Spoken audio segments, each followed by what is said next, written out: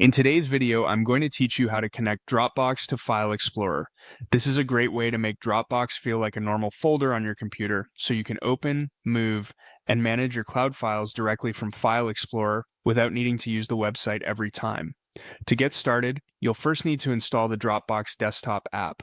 Open your web browser and go to the official Dropbox install page. Once you're there, click the option to download Dropbox. After the download finishes, open the installer file you just downloaded and let it run. The installation may take a few moments, so just wait until it finishes completely. This desktop app is what allows Dropbox to appear inside File Explorer and stay synced with your computer. Once the installation is done, the Dropbox login window should appear automatically. Sign in using your Dropbox account details, then click Sign In.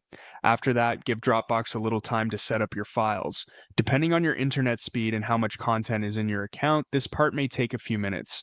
Next, open File Explorer by pressing Windows and E on your keyboard. In the left-hand sidebar, look under Quick Access or This PC. You should now see Dropbox listed there like a regular folder. Click on it and you'll be able to browse your cloud files right from File Explorer. This is the main sign that the connection has been set up successfully. After that, let Dropbox finish syncing. You may notice different icons next to your files and folders. A green check mark means the file is fully synced and available offline on your device. A cloud icon means the file is online only, so it doesn't take up local storage until you open it. A syncing icon means Dropbox is still updating that file. It's helpful to understand these icons so you always know the status of your files. When you're ready to use Dropbox, simply open File Explorer and drag files into the Dropbox folder. As soon as you move them there, Dropbox will automatically upload them to your cloud storage.